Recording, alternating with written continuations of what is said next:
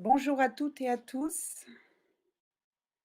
Bienvenue sur le direct de Lucie parmi les étoiles.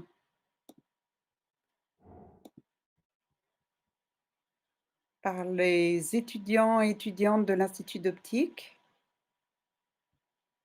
J'espère que tout le monde est connecté sans problème sur le direct. Donc, il s'agit d'un travail qui a été réalisé Bonjour à tous. Au cours de 3 jours de répétition en visioconférence. Et il y a eu une première représentation vendredi matin. Ceci est la deuxième représentation, mais la première que nous avons voulu ouverte au public. Donc, merci beaucoup pour toutes celles et ceux qui se sont inscrits. Et je crois qu'ils sont prêts et que nous allons pouvoir bientôt démarrer. Je vais vérifier auprès de notre chef de la technique que tout est OK.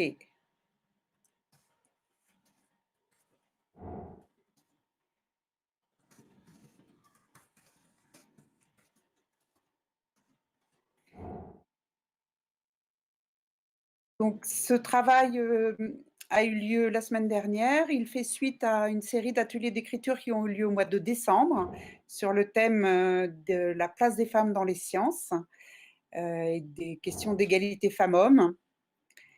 Et donc, il y a eu au mois de décembre 5 séances d'ateliers avec à chaque fois une dizaine ou une douzaine d'étudiants et d'étudiantes.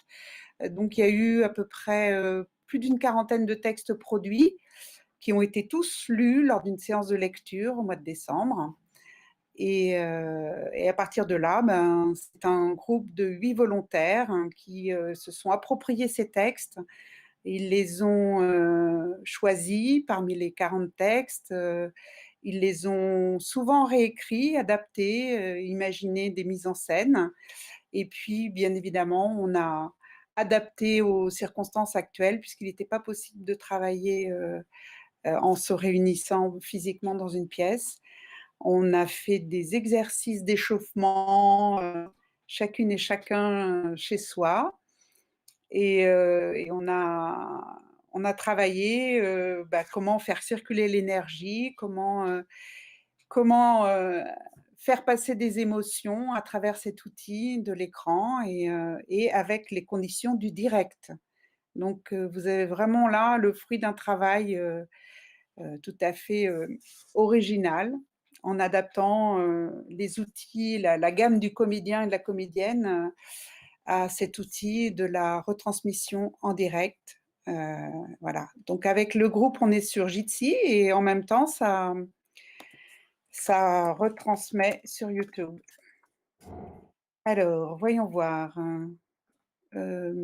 J'attends encore un tout petit peu pour permettre aux personnes, puisque le lien a été envoyé vraiment très peu de temps avant 18h. C'est mieux de démarrer une fois que la majorité des personnes sont sur YouTube à nous suivre. Et puis, on pourra y aller. Vous êtes 70 personnes qui se sont inscrites.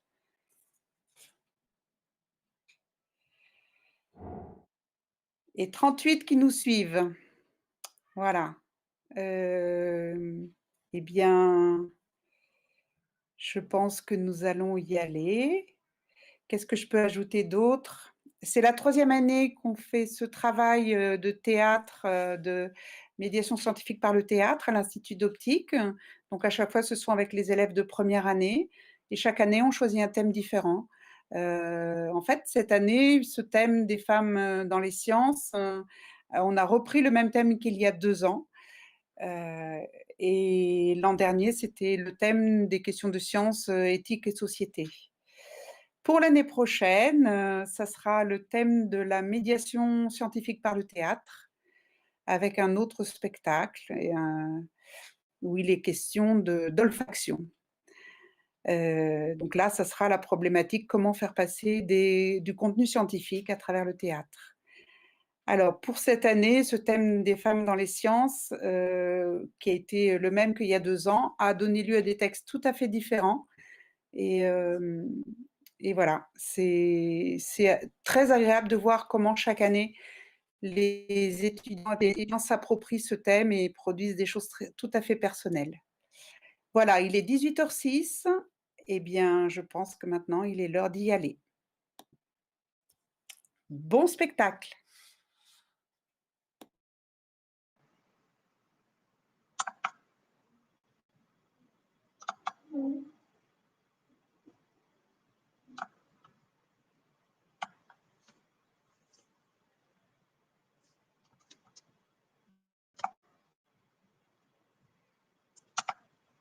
Je me prénomme Lucie. J'ai peur, peur de n'être qu'une comète. Les amis, les amours, la famille, tous disparaissent les uns après les autres. Ce n'est qu'une question de temps. Je ne suis que de passage pour eux. Mon ardeur les effraie. Ou bien est-ce ma quête de hauteur? Ou ma personnalité anormale, comme ils appréciaient me le rappeler? Pourquoi? Pourquoi une fille noire qui aime les filles n'a-t-elle pas le droit de rêver ses rêves? Je veux les palper, je veux les épouser, je veux les réaliser, je veux les décrocher, je veux m'élever, je veux m'aimer. Mon idéal m'a enlevé les êtres aimés. J'ai tout sacrifié et j'ai creusé ma solitude. Alors, je me plonge encore plus dans la science, quitte à y laisser des plumes, car les astres sont mes seuls amis. Je me demande parfois si je ne fais pas cela pour qu'ils regrettent et reviennent, comme si seul le regard d'autrui importait, comme si s'aimer devait être la conséquence d'être aimé. Tout commença le jour de mes 10 ans. On m'interrogea sur mon futur métier. Par manque d'idées, j'aurais dit astronaute. Et les jours, semaines, mois et même années passant, on ne cessa de me dire cela n'est pas pour toi, la nature est ainsi faite. Et alors, cette idée se mua en vocation. Même mon père me rabaissait. Reste un peu sur terre, tu auras tout le temps de voler après ta mort. Peut-être, peut-être était-il trop conservateur, peut-être était-il trop aimant, au point d'essayer de briser mes rêves, avant que je ne le fasse moi-même. Et pourtant, je suis encore là. Une exploratrice, une pionnière, voilà ce que j'incarnerai.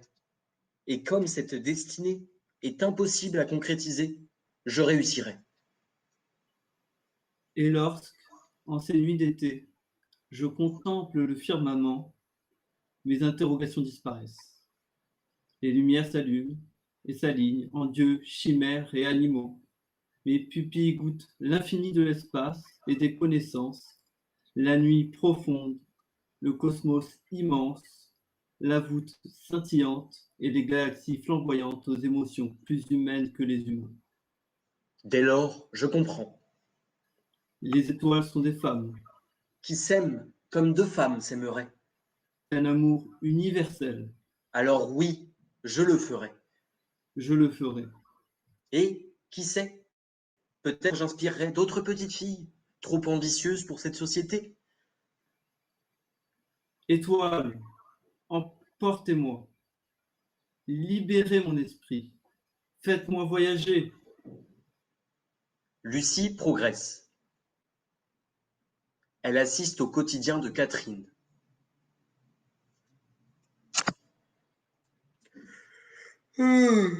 Catherine a 30 ans. Elle se réveille. Elle jette un miroir.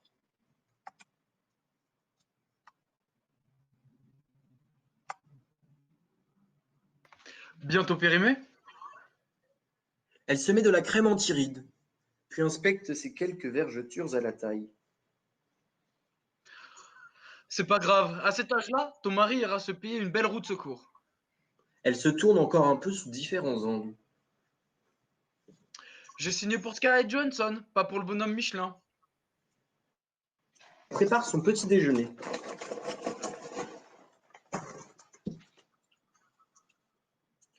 Et décide de laisser les assiettes sales. Elle les nettoiera Vous plus avez des tard. jouets de côté pour ce soir? Finalement, elle les nettoie. Puis, dans son dressing, elle s'habille. Elle aime beaucoup la nouvelle robe qu'elle a achetée. Trop court. Tu vas choper un rhume. Elle va au travail et arrive que peu tard à cause des bouchons. Ses collègues ne disent pas un mot, mais la dévisagent. Encore une qui ne sait pas conduire. Elle a sûrement eu son permis dans un Kinder Surprise chocolat au lait. 1 heure plus tard, une réunion a lieu avec les différents actionnaires de la firme. Par peur d'être jugée, elle enfile une immense veste par-dessus son décolleté, afin d'éviter les commentaires désobligeants. Wow, bah dites donc, il y a du monde au balcon. Elle hésite même à rentrer dans la salle, entièrement occupée par des hommes. Ma petite dame, allez nous chercher quelques cafés. La cuisine doit être comme une seconde nature pour vous. Lors d'une des explications d'un des nouveaux produits, elle remarque une erreur, mais n'ose la faire remarquer. Encore une qui veut voler le travail des hommes. Tu penses qu'elle a gagné sa place ici avec quelques faveurs? Cette voix machiste, toutes les femmes et les hommes l'ont dans leur tête, et ce, parfois, même sans s'en rendre compte.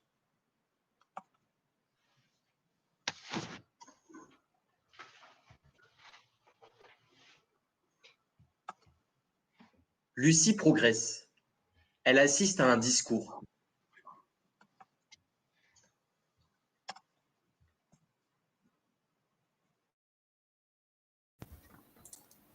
Aujourd'hui, on considère souvent que les femmes sont intégrées dans les sciences.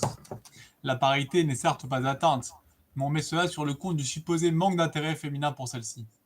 Pourtant, les femmes ont toujours été présentes dans ce secteur. Il y a 20 ans, elles étaient 2 fois plus nombreuses dans le domaine des professionnels de la technologie. On comprend alors que le problème ne vient pas des sciences elles-mêmes, mais peut-être plus du comportement de la société vis-à-vis des femmes et de la surreprésentation des hommes dans ce secteur. En effet, être une femme perdue au milieu d'hommes, ce n'est pas facile. Elle n'est pas écoutée, ses idées sont accaparées. Finalement, elle n'existe presque pas, ou alors seulement dans un but esthétique. Et si sa beauté, sa féminité est reconnue, elle ne peut plus être considérée comme intelligente. C'est sûrement pour cela que les femmes scientifiques sont souvent connues pour leur caractère. Elles ont dû se battre pour exister dans un monde rempli d'hommes. Ces derniers vous diront sûrement qu'ils n'ont jamais rabaissé, dévalorisé ou ignoré une collègue féminine, que les femmes sont juste paranoïaques, dans un délire permanent de la persécution. Et là est tout le principe du sexisme intériorisé.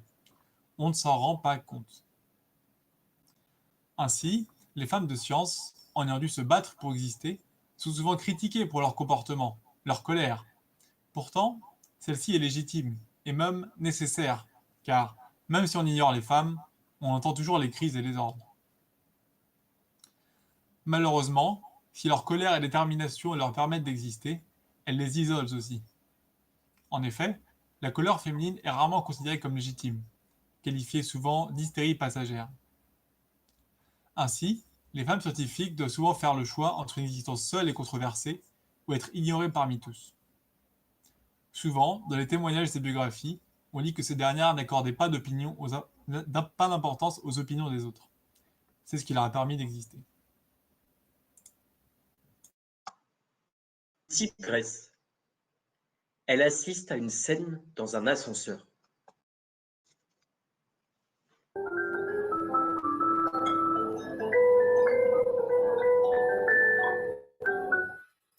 Ting!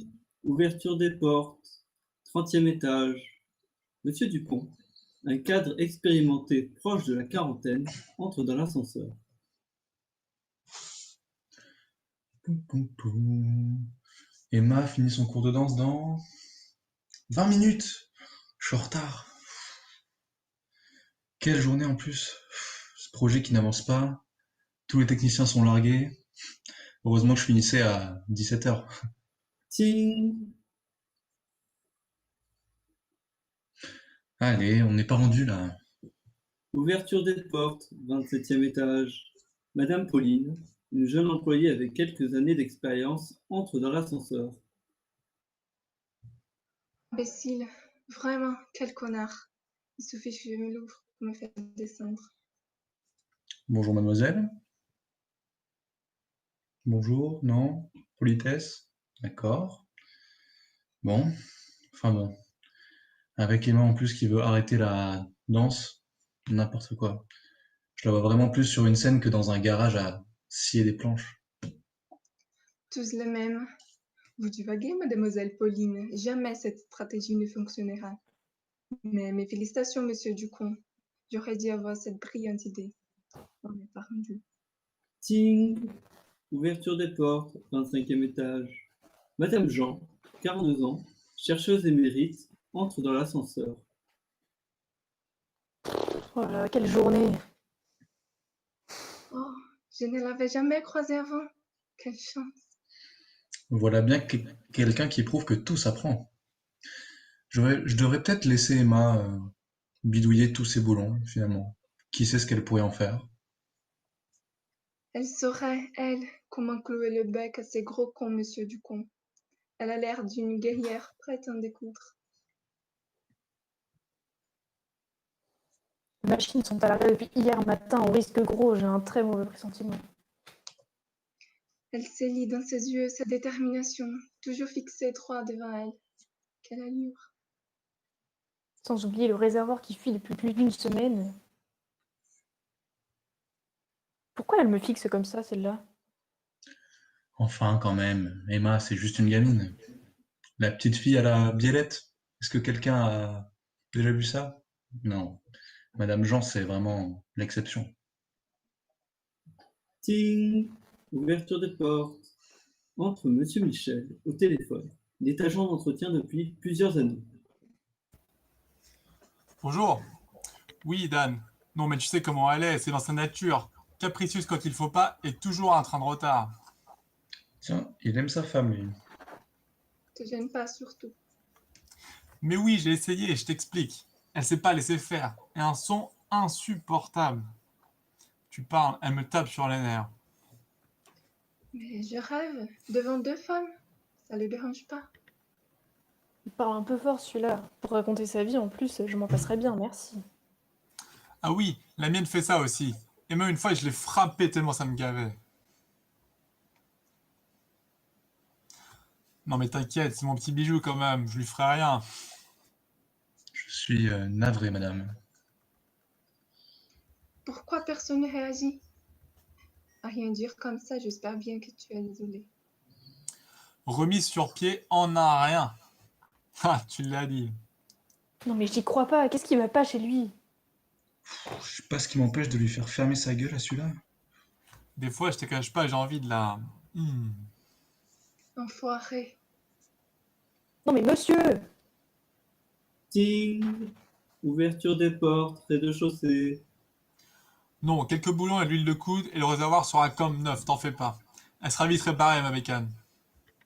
Au revoir, monsieur, dame.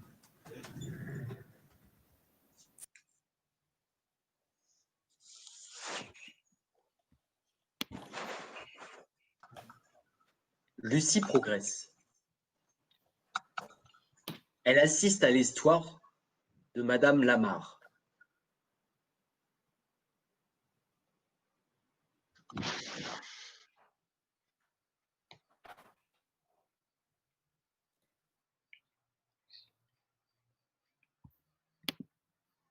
La scène se déroule dans une soirée en appartement. Il est presque minuit. Il y a beaucoup de bruit, de discussions, des rires et de la musique. Eddie est assise seule sur l'un des canapés, en train de rêvasser. Georges fait son entrée. Il vient d'arriver. Il s'approche d'Eddie. Bonsoir. Puis-je m'asseoir? Avec plaisir. Curieux, je connais tout le monde ici, sauf vous. J'allais dire la même chose pour vous, mais j'ai l'impression de vous avoir déjà vu quelque part. Comment vous appelez-vous? Je m'appelle Eddie, mais vous me connaissez mieux peut-être sous le nom des Dames des Tropiques. Oh, mais oui. Alors c'est bien ça. Vous êtes Eddie Lamarre? Oui, en effet, c'est bien moi. Et à qui j'ai l'honneur? C'est un honneur de vous rencontrer. J'ai déjà vu plusieurs de vos films, mais jamais que nos chemins se croiseraient. Je m'appelle Georges Anteil. Je suis pianiste de profession, mais à vrai dire, je m'intéresse à beaucoup de choses. Enchantée, Georges. Mais s'il te plaît, arrêtons tout de suite de nous vouvoyer. Je n'aime pas ce genre d'existence. Appelez-moi Eddie. Très bien, ça me va. Alors, dis-moi, as-tu des projets pour un prochain film? Ne rien te cacher, j'ai d'autres choses en tête à ce moment. Je m'intéresse à plusieurs domaines, notamment les sciences. J'aimerais vraiment qu'elles fassent partie de ma vie et pouvoir inventer encore plus. Ça alors? Jamais je n'aurais pensé que quelqu'un comme toi puisse être inventrice. C'est bien le problème. M'aurais-tu dit la même chose si j'étais un homme? Bien sûr, je suis simplement en train de dire qu'il est difficile d'exercer ces deux passions qui sont pour toi l'invention et le cinéma. Tu vois, Georges, j'ai le sentiment que d'être une femme, une actrice en plus, m'empêche de pouvoir être aussi une inventrice. Je n'ai pas le luxe d'être autre chose qu'une jolie actrice aux yeux du grand public. Je comprends ce que tu veux dire, mais tu sais, j'ai vécu tellement de choses que je ne croyais pas possible dans ma profession. Il me semble maintenant qu'avec de la persévérance, on peut tout faire. Certes, mais pas tout le monde pense comme toi. Beaucoup de gens sont convaincus que les sciences sont réservées aux hommes. Eh bien, écoute, c'est à toi de leur prouver le contraire, en faisant ce que tu aimes avant tout. Tu montreras ainsi l'exemple aux futures générations de femmes de science. J'ai bien envie de te jouer un morceau de piano pour porter un toast à notre nouvelle amitié. J'en serais ravie. Genre,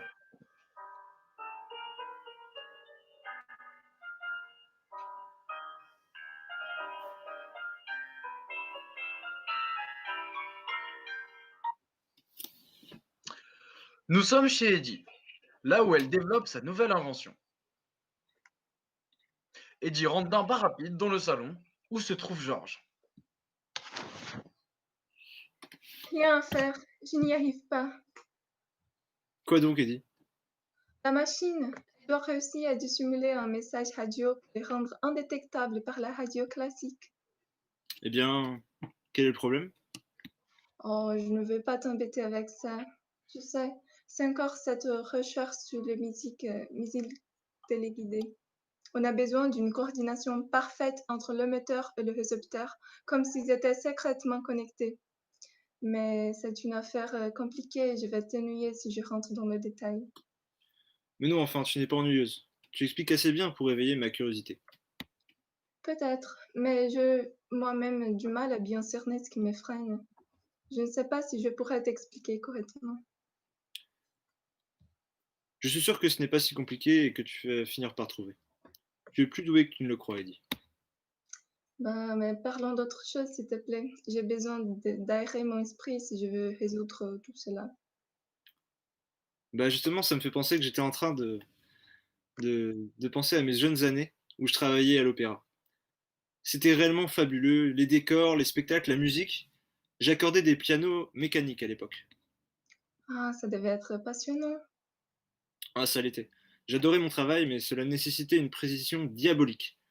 Parfois, il fallait même synchroniser plusieurs pianos entre eux. C'était de loin la chose la plus difficile, mais aussi la plus satisfaisante. Hmm, les synchroniser, tu as dit? Oui, il y avait un pianiste d'un côté et un piano mécanique de l'autre. Le pianiste jouait sur un vrai piano, et le piano mécanique suivait automatiquement les notes jouées. Mais Georges, c'est exactement ce qui me manque à ma machine. Sais-tu encore faire cela? Eh bien, sur un piano classique, oui, je pense, mais sur une machine comme la tienne, rien n'est moins sûr. Non, ne dis pas de bêtises. Je suis sûre que tu seras capable. Cette machine pourrait sauver des millions de vies. Ça coûte rien d'essayer.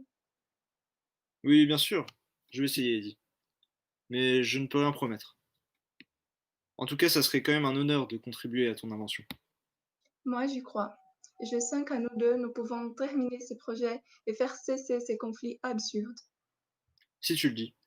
En tout cas, je suis ravi que nos compétences se complètent aussi bien. Je ferai tout mon possible. J'ai bien l'impression que nous sommes synchronisés.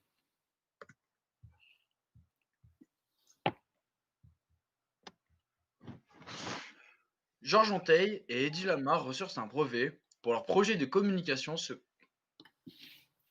secrète au National Inventor Council. Ils eurent ensuite le soutien de cette organisation afin d'exposer leur projet à la Navy. Ils se rendent donc auprès d'un haut responsable de la marine afin de lui exposer ce projet qui pourrait certainement sauver des vies. Quelqu'un frappe à la porte. Bonjour et merci d'avoir accepté de nous recevoir. Merci infiniment, c'est très aimable à vous. Eh bien, Georges, vous êtes venu avec votre secrétaire? Où est donc ce fameux Eddie? Oui, ça a été, général. Elle est bien bonne. Qu'est-ce que c'est que ce cirque, Georges? Votre femme s'ennuie et a besoin de prendre l'air? Ce n'est pas ma femme. Eddie était à l'origine de ce projet, monsieur. C'est son idée et sans son inventivité, nous n'en serions pas ici aujourd'hui. Mais enfin, une femme n'a rien à faire ici. C'est une conversation sérieuse, Georges.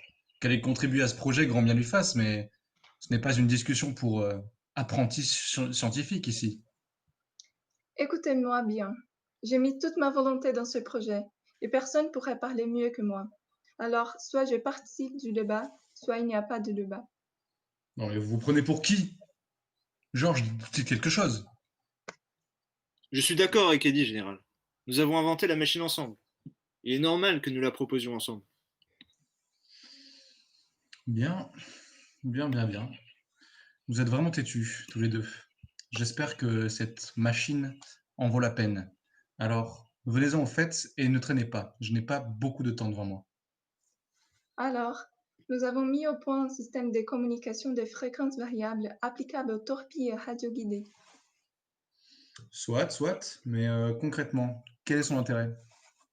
Cela permet aux missiles d'être totalement indétectables par le détecteur ennemi, monsieur.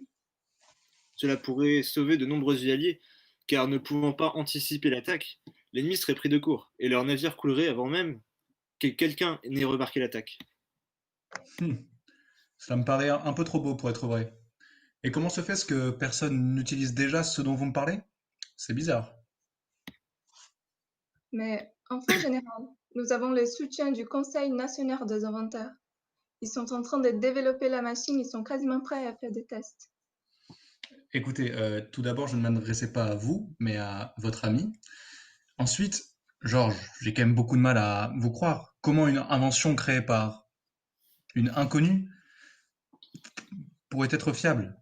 Nous sommes en guerre, je vous le rappelle, et je ne peux pas faire confiance à n'importe qui. Et puis, qu'est-ce que c'est que cette histoire de changement de fréquence? Je n'ai jamais entendu une chose pareille. Bon, écoutez, général, nous y avons travaillé dur et l'invention fonctionne parfaitement. Nous avons obtenu le brevet et le conseil est convaincu que le dispositif sera fonctionnel. Et écoutez, si une telle machine pouvait exister, je serais au courant avant beaucoup de gens. Et vous inclus, mademoiselle. Alors maintenant, sortez. Vous m'avez fait perdre mon temps. Alors, c'est cela un général d'armée. Vous pourriez éviter des morts, mais vous préférez parler avec votre ego. Taisez-vous, petite insolente, ou c'est vous qui pourrez bien y passer. Apprenez donc à rester à votre place. Non, mais... Arrêtez, dit. Partons, c'est plus raisonnable. Tu vois bien qu'il est trop stupide pour entendre raison. On ne peut rien y faire. Très bien, nous partons.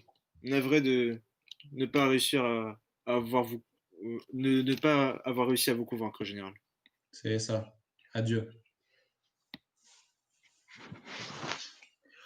Le brevet, oublié pendant une vingtaine d'années, est à l'origine des techniques de communication modernes comme le Bluetooth, la Wi-Fi et le GPS. Bien évidemment, ni Eddie ni Georges n'ont été informés de l'utilisation de leur brevet. Eddie participa tout de même à l'effort de guerre en vendant des bons de guerre grâce à son image et sa célébrité. Elle en vendit pour plus de 25 millions de dollars. La contribution scientifique d'Eddie ne fut reconnue qu'à partir de 1997, quand elle reçut le prix des Pioneers de l'Electronic Frontier Foundation. Depuis 2005, la Suisse, l'Autriche et l'Allemagne fêtent les inventeurs le 9 novembre, le jour de son anniversaire. Lucie progresse. Elle assiste au quotidien d'une autre Eddie.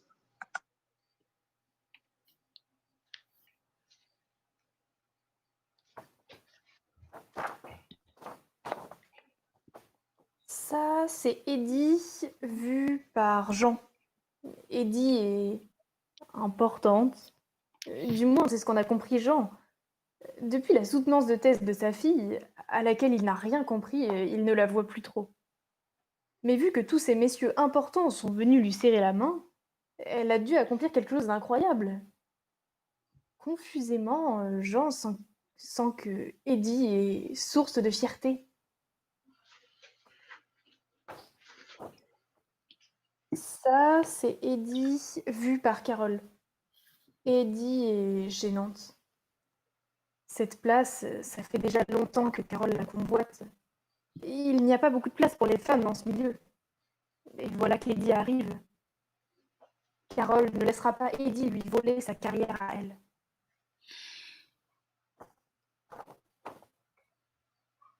Ça, c'est Eddie vu par Valérie. Eddie est incompréhensible. Valérie se souvient que toute petite déjà, Eddie adorait bricoler. Alors, quand au lycée, Eddie s'était orientée vers une carrière scientifique, Valérie l'a laissé partir. Valérie s'y entend mieux pour comprendre comment fonctionnent les gens.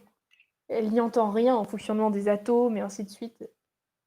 Alors, quand Eddie parle de ses problèmes, Valérie essaie d'écouter, mais décroche très vite. Ça, c'est Eddie vu par Marc. Eddie est agaçante. Eddie ne connaît pas sa chance. Elle participe à l'une des plus grandes avancées technologiques de ce siècle, et elle se permet de faire son intéressante. Il a eu une petite discussion avec elle à ce sujet, et depuis, Eddie se tait. Tant mieux. Elle réussit bien mieux les préparations pour les expériences de Marc quand elle ne se croit pas au-dessus de son rang. Il faut bien reconnaître qu'en préparation, Eddie est douée. Ça, c'est Eddie vu par Jeannette. Eddie est un symbole. L'autre jour, Jeannette a vu Eddie, l'une des scientifiques les plus douées du labo, avoir maille à partir avec le plus gros porc misogyne qui lui sert de référent. Jeannette trouve ça beau. Eddie est vraiment quelqu'un d'une force et d'un courage extraordinaire. Plus de gens devraient faire comme elle. Jeannette n'oserait pas, elle. Ça, c'est Eddie. Eddie vue par elle-même. Eddie aimerait qu'on la comprenne, mais personne n'a l'air de vouloir comprendre Eddie.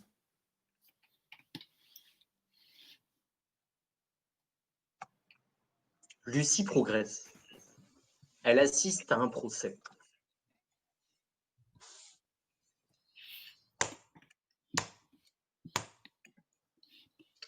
Madame T, vous êtes ici accusée d'avoir fait pirater l'ordinateur de Monsieur X, ici présent, chercheur dont vous êtes la secrétaire, pour remplacer son nom par le vôtre sur ses publications. Reconnaissez-vous les faits? Non, ceci est faux. Je n'ai pas fait pirater. Pourtant, l'ordinateur de Monsieur X a bien été piraté en votre faveur. Oui, mais je le fais moi-même.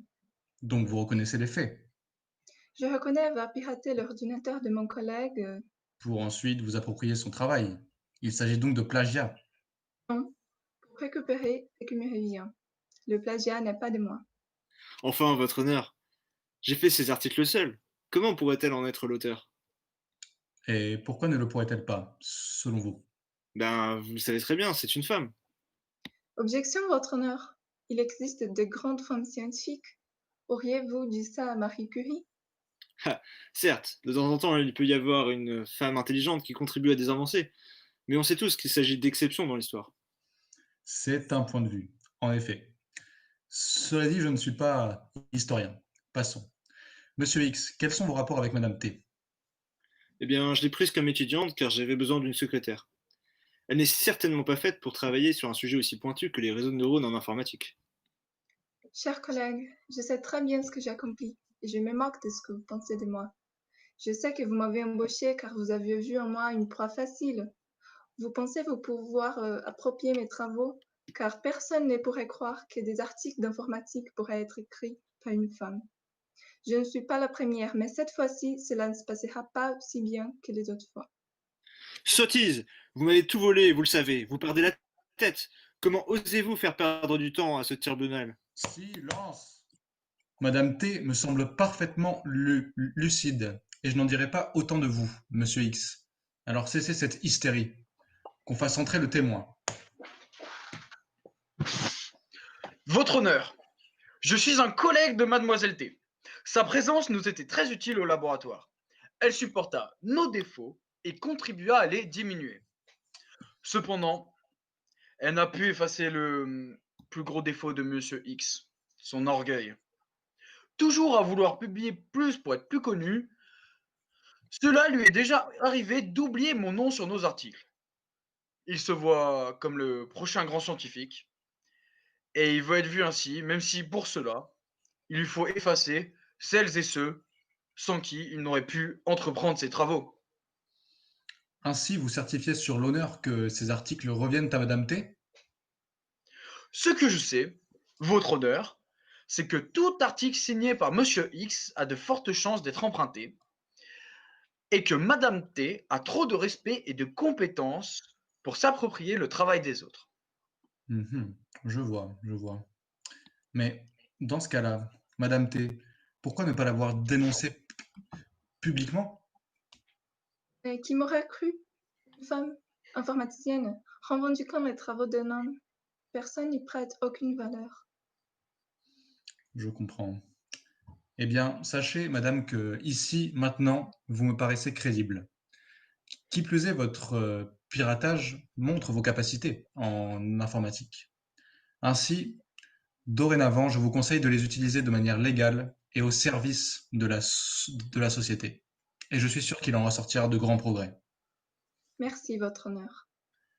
La Cour condamne donc Monsieur X pour diffamation.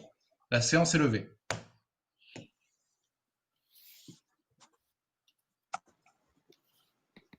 Lucie progresse.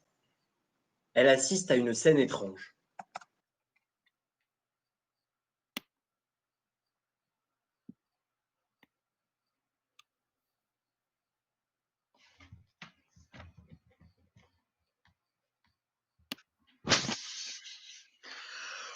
Oh.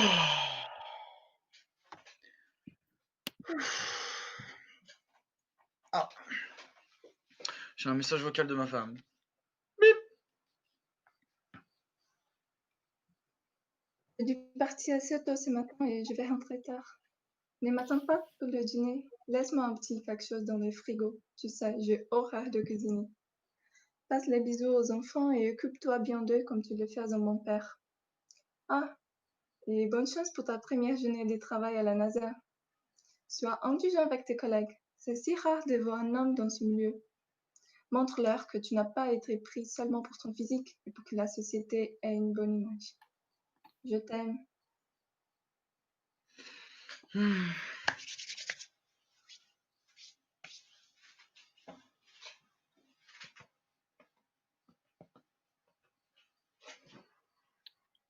Ah non, mais tu vas passer pour quelqu'un de négligé là. Rase tout ça. Euh, euh,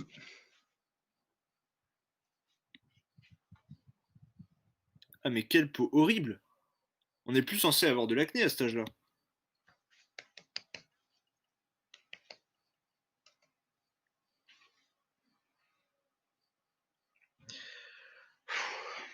Oh là là là là là là là là, mais comment on a fait pour pas remarquer tous ces cheveux blancs? Si en plus de pas être présentable, tu parais vieux, c'est sûr qu'ils vont pas te garder, hein.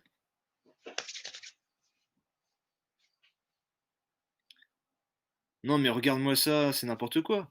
Rase mieux que cela, c'est pas du tout masculin ça. euh, euh,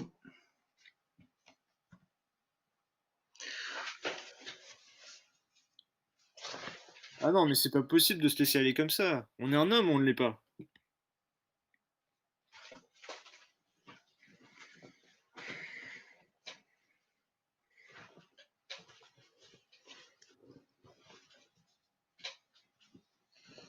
hmm. Ah non, beaucoup trop moulant. On voit toutes tes formes.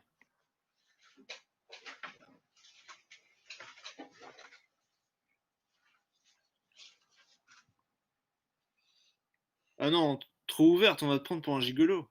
Tes collègues vont te chambrer en disant que t'as eu ce travail en passant sous la table. Qui dirait nous à un cuni d'un charmant garçon comme ça?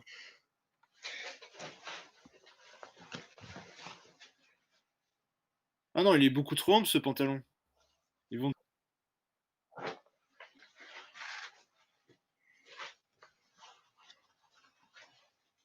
Non, mais c'est beaucoup trop scellé là. On voit tout. Tes collègues, ils vont pas te regarder dans les yeux.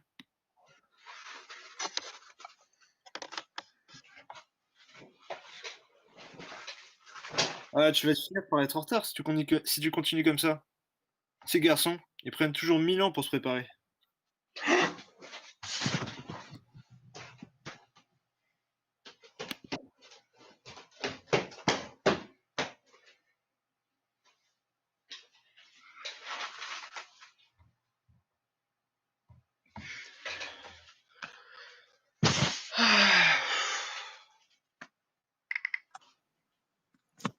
On vous présente aujourd'hui une tondeuse tout en un qui vous permettra d'enlever les poils de votre barbe ou de votre torse velu.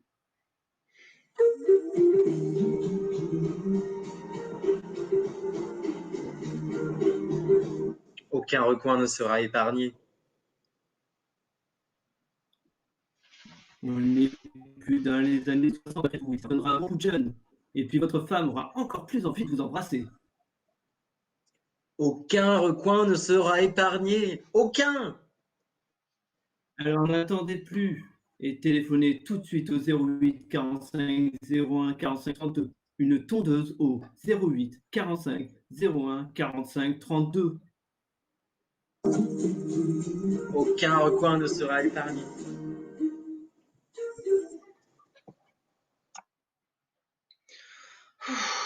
Alors chérie, tu as passé une bonne journée? Ah, ils ont engagé un nouveau secrétaire tellement incompétent. Il fera mieux de rester chez lui s'il n'est pas capable. Sinon, tout s'est bien passé, mais je suis épuisée. On ne va pas regarder cette émission dans mon foyer. Et toi, pas trop dur ta première journée de travail à la NASA? Je me suis senti jugé du début jusqu'à la fin. Mais j'ai quand même réussi à aller au bout, en me disant que ce n'est pas si mal finalement. J'ai tout de même décroché un job. Je ne suis qu'un homme après tout. J'ai déjà beaucoup de chance d'avoir été engagé. Ah, je pense que ça ira mieux avec les temps. Ils sont juste pas habitués. C'est tout nouveau pour cette société des hommes qui travaillent. Et tout le monde n'est pas aussi ouvert d'esprit que moi. Ah, et tu m'as préparé à manger? Tu sais, j'ai eu une journée épuisante. Oh, excuse-moi, j'ai oublié, j'y vais de ce pas. Merci, mon amour. Et pour te remercier, je te laisserai me faire quelques gâteries quand on ira se coucher. C'est vrai que je suis un privilégié. Tous les hommes n'ont pas cette chance. Je t'aime.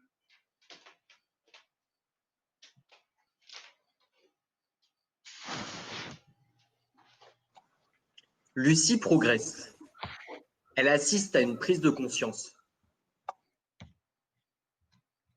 Elle a enfin accompli son rêve, participé à la musique. Pendant longtemps, elle avait observé à distance ce monde inaccessible, elle-même paralysée par la société, tel un soldat de la normalité. Elle les voyait, ces hommes, heureux de contribuer à quelque chose d'important et travaillant de concert pour améliorer l'avenir. Elle s'était donc lancée, oubliant sa peur et lâchant sa détermination. Elle avait libéré le pirate de sa passion. Après tout, elle savait ce qu'elle pouvait accomplir et se moquait de ce que les autres pouvaient bien dire. Aujourd'hui, elle a rejoint l'orchestre de couleurs et laisse libre cours à son imagination. Tantôt soliste et tantôt en harmonie, capable de partager et accomplissant ce qu'elle a toujours voulu. Peu importe les critiques, peu importe les jugements. Aujourd'hui, elle a le sentiment d'avoir sa place.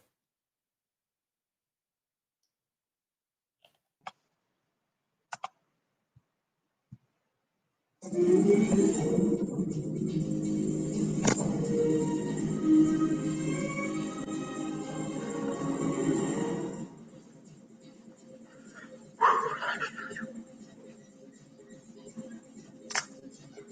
micro, mon micro, mon micro.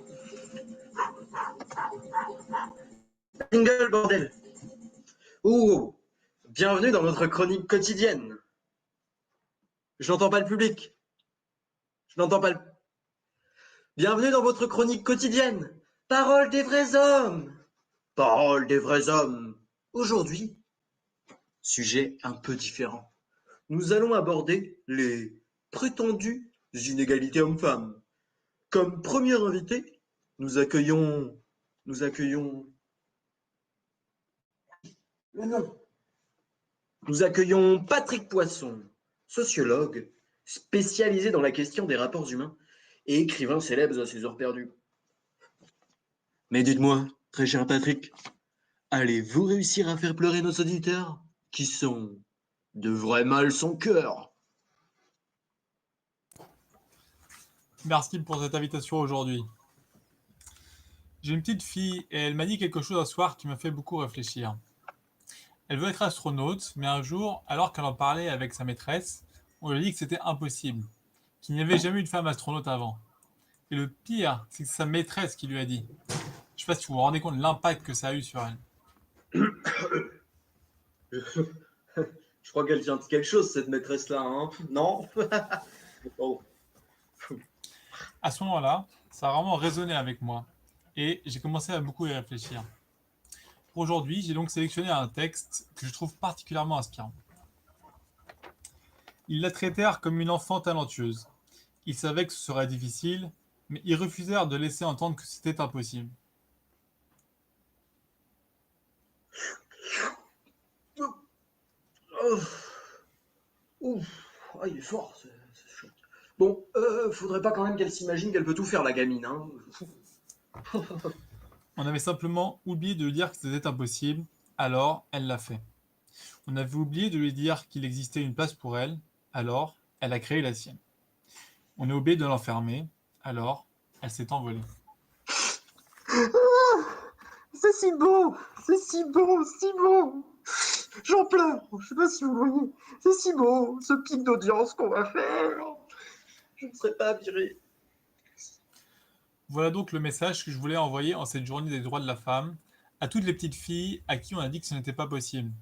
Il ne revient qu'à vous de fixer vos propres limites. Évidemment, on ne se voile pas la face. Il y a toujours beaucoup de travail à faire et ce n'est pas aussi facile pour une femme d'avoir la même carrière qu'un homme. Mais il y a de l'espoir.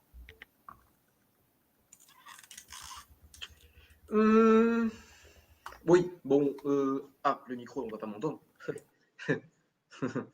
Il y a toujours beaucoup de travail partout, hein. Et puis bon, si elle le voulait vraiment, hein, toutes les femmes auraient les mêmes postes florisants que les hommes, hein. Ah. Mais bon, je ne veux pas rentrer dans ce débat stérile. Régie, générique.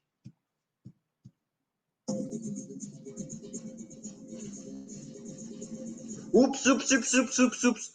Non, non, non, surprise. C'est une surprise. Je ne me suis pas trompé.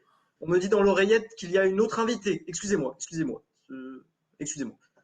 Donc, si aujourd'hui nous parlons de l'inégalité homme-femme, c'est qu'il s'agit de la Journée internationale des droits de la femme.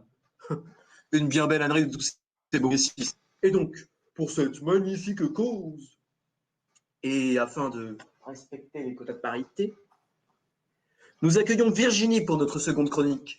Virginie, c'est quoi son métier? Ils n'ont pas de métier, si? Non. Virginie, qui a le métier de femme. Mais dites-moi, vous êtes très bien fournie, Virginie, au passage. De quoi allez-vous nous parler aujourd'hui? Eh bien, je souhaiterais répondre à Monsieur Poisson. Donc, Monsieur Poisson, c'est très beau ce que vous dites, mais trop même. Moi aussi, j'aimerais me donner des possibilités infinies. Moi aussi, j'aimerais pouvoir montrer à toutes les petites filles combien les femmes sont fortes. Mais je ne peux pas.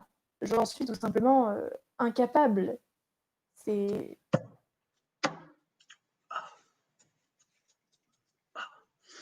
Si si les femmes vont pas tomber après ça. Ah oui, pour répondre à votre commentaire, si même les principales intéressées le disent, le débat est clos. Je rêve de marcher dans les pas des plus grandes, Grace Hopper, Eddie Lamar, Marie Curie. Mais je ne peux pas, je ne suis que moi. Les femmes doivent être fortes, déterminées, faire preuve d'abnégation, de renoncement, d'acharnement. Lorsque les autres fléchissent, la femme continue à se battre. Lorsqu'ils tombent, elle se relève. La femme n'est que force et courage, ne recule devant rien, ne connaît ni la peur, ni la fatigue, ni le doute. Elle est grande, fière, rayonnante dans son sacrifice. Mais on aura tout entendu, hein. La femme n'est que force et courage, ne recule devant rien, ne connaît ni la peur, la fatigue, le doute. Elle est grande, fière, rayonnante dans son sacrifice. Et quel sacrifice! Se lever le matin pour aller travailler. Ah, la belle affaire. Donc je disais, mais moi, je ne suis pas cette femme. Je ne peux pas et je ne veux pas. Est-ce une plus grande injustice pour vous d'échouer à être reconnu, ou celle de devoir se donner corps et âme pour réussir à l'être? Est-ce une tare de vouloir rire, voyager, aimer, jouer, profiter, vivre? Les sacrifices ont-ils un sens s'ils n'apportent que la réussite?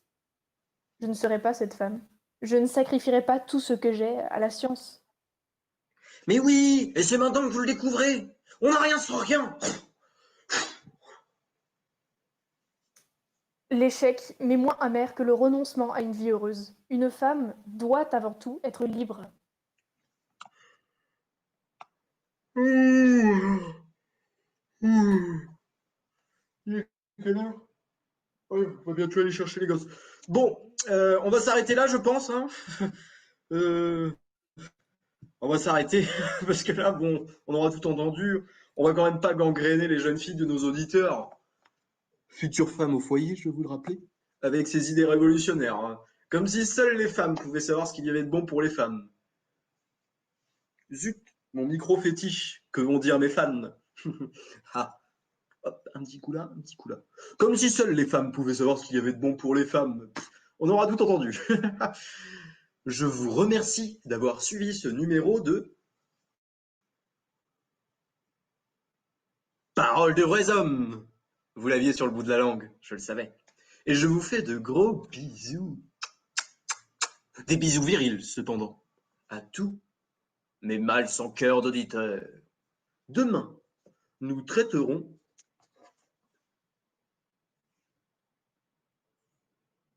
du port du voile, avec deux invités, deux hommes blancs testostéronés, car bon, ce serait trop facile d'inviter les principales concernés. Et puis, ces deux hommes blancs testostéronés, ce sont bien les mieux placés pour en parler. Allez, générique.